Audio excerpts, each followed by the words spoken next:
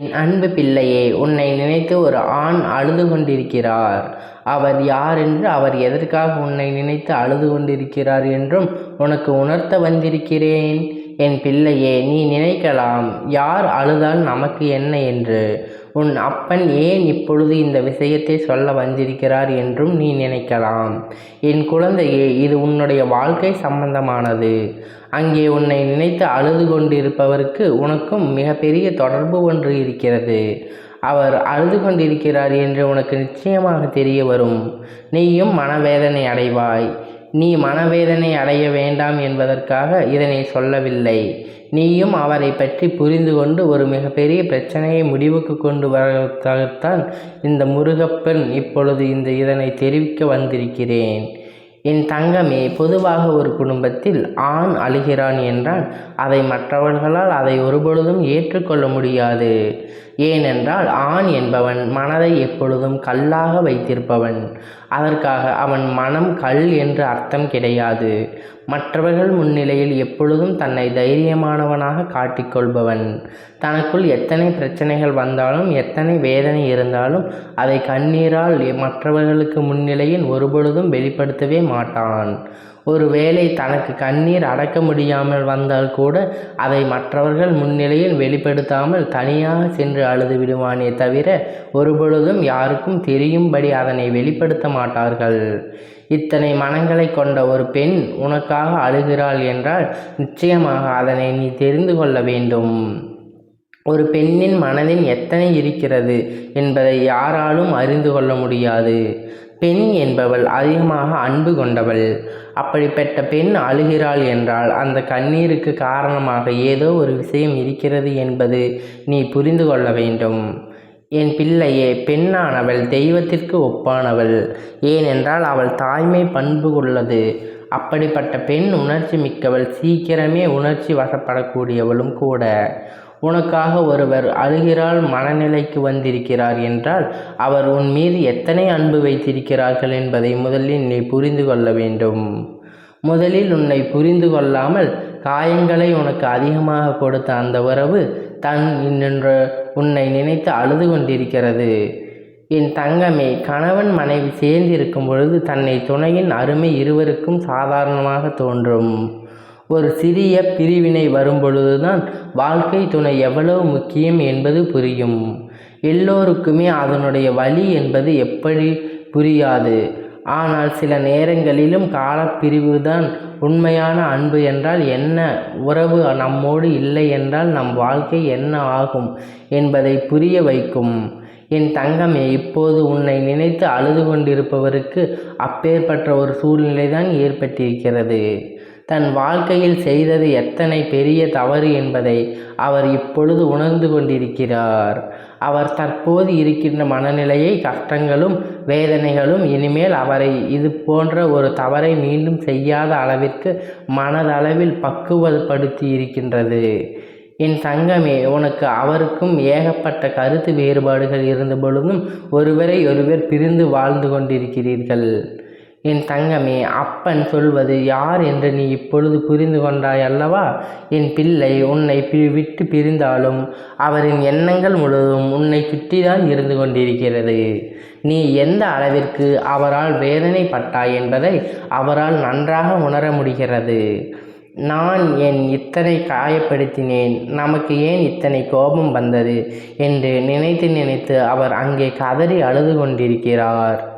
உன்னிடம் மன்னிப்பு கேட்க வேண்டும் என்கின்ற எண்ணம் அவருக்குள் இருந்தாலும் ஏதோ ஒன்று அவரை தடுத்து நிறுத்துகின்றது. ஆனால் கூட சீக்கிரமே இது எல்லாம் சரியாகிவிடும். அவர் தானாகவே உன்னிடத்தில் வந்து மன்னிப்பு கேட்பார் என்பதில் எந்த ஒரு மாற்று கருத்தும் கிடையாது.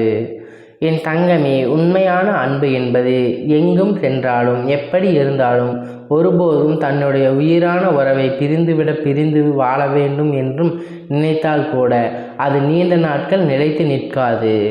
முதலில் பிரிவு மகிழ்ச்சியாக தோன்றலாம், ஒரு நாள் 2 நாள் இன்பமாக தோன்றலாம், தொந்தரவு இல்லாதது போன்று நினைக்கலாம்.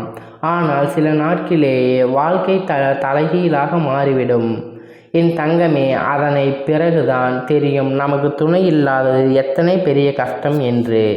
நான் யாருடைய துணையும் இல்லாமல் வாழ்ந்து விடலாம் என்று அத்தனை தைரியமாக நினைத்து விட்டோம் என்று இத்தனை நாள் கூட நம்மால் சமாளிக்க முடியவில்லை என்ற எண்ணம் நிச்சயமாக தோன்றும். எல்லாவற்றையும் நீ சற்று ஒதுக்கி வைத்துவிட்டு வாழ்க்கை என்றால் என்ன, எந்த நாளும் தனிமையாக வாழ்ந்துவிட முடியாது என்பதில் முதலில் நீ தெளிவாக இரு. காலம் உனக்கு நிச்சயமான சில விஷயங்களை கொண்டு வரத்தான் செய்யும். அவற்றையெல்லாம் கடந்து வந்து நீ இந்த வாழ்க்கையை வென்று காட்ட வேண்டும் என்பதை முதலில் மறந்து விடாதே. தங்கமே, அன்பான தாம்பத்தியம் எல்லோருக்கும் எளிதில் கிடைக்காது. அது உனக்கு கிடைத்திருக்கிறது என்றால் அதை நிச்சயமாக நீ உதாசீனப்படுத்தாமல் காப்பாற்றிக் கொள்வதற்கு என்னவெல்லாம் செய்ய வேண்டுமோ அதைத்தான் செய்ய வேண்டும். என் குழந்தை மனதுக்குள் இருக்கின்ற அத்தனை கஷ்டங்களும் ஒரே ஒரு முடிவு, மீண்டும் உன்னுடைய துணையோடு சேர்ந்து வாழ்வது மட்டும்தான். ஆனால் உன் அப்பன் முருகன் காயப்படுத்த வேண்டும் என்பதற்காக சொல்லவில்லை. ஆனால் தவறுகள் உணர்ந்து தன்னை திருத்தி கொள்ள வேண்டும் என்று நினைக்கின்ற ஒரு ஆணுடைய கண்ணீர் என்பது மிக அதிக சக்தி வாய்ந்தது. அதற்கு வலிமை அதிகம். அத்தனை எளிதில் அதனை யாரும் சிந்திவிட முடியாது. அந்த கண்ணீரை உனக்காக சிந்துகிறார்கள் என்றால் நிச்சயமாக அவர் உன்னை விட்டு வாழ்நாள் முழுவதும் பிரியக்கூடாது என்று அந்த பிரிவினை தாங்க முடியாமல் கதறி அழுகிறார். அது காட்டுகின்றது என்பதை நீ மறந்து விடாதே. என் தங்கமே, இந்த முருக அப்பன் உன் வாழ்வில் இருக்கும் பொழுது உன் குடும்பத்தில் இருக்கின்ற எல்லா பிரச்சனைகளும் நான் சரி செய்து தருகிறேன். வாழ்க்கை எத்தனை கஷ்டங்களை உனக்கு கற்பித்தாலும் அத்தனை முறியடித்துவிட்டு நல்ல நிலையை நிச்சயமாக அடையப் போகிறீர்கள். இந்த அப்பன் உன்னிடம் எதிர்பார்ப்பது நீதான் என்பது வார்த்தைகள் சரி என்பதற்கு, நான் தான் என்று வார்த்தைகள் தவறு என்பதற்கும் பயன்படுத்துங்கள். மிக முக்கியமான குறைகள் சொல்வதை தவிர்த்துவிட்டு பாராட்ட செய். உன் கோபப்பட்டு நீங்கள் பேசிய வார்த்தைகள் தான் அனைத்தும் காரியம் என்பதை ஒழுங்காலும் மறந்து விடாதே. பழைய விஷயங்களுக்கு மீண்டும் விவாதம் செய்வதனையும் இனி குற்ற உணர்ச்சியோடு எதிர்காலத்தை பற்றி பயப்படாமே பார்த்து கொள்ள வேண்டும். நான் உனக்கு எந்த சூழ்நிலையிலும் எளிதாக கடந்து செல்ல உறுதியான மன வலிமையை கொடுக்கப் போகிறேன். என் தங்கமே, இனிமேல் உன் வாழ்க்கை என்பது என்னை சார்ந்தது. உன் மீது அக்கறை கொண்டு உனக்காக அழுந்து கொண்டிருக்கிற அந்த ஆண் இப்பொழுது இந்த அப்பனின் செய்கின்ற ஒவ்வொரு செயலும் கட்டுப்பாடுடன் நடந்து கொண்டிருக்கிறார். என் தங்கமே, யாருக்காக இருந்தாலும் சரி, எதுவாக இருந்தாலும் சரி, எல்லாவற்றையும் நீ இந்த அப்பன் முருகன் மீது பாரத்தை போட்டுவிட்டு உன்னுடைய செயல்களில் மட்டும் நீ கவனமாக இரு. அப்பன் உன்னோடு தான் இருக்கிறேன் என்பதை முதலில் நீ புரிந்து கொள்ள வேண்டும்.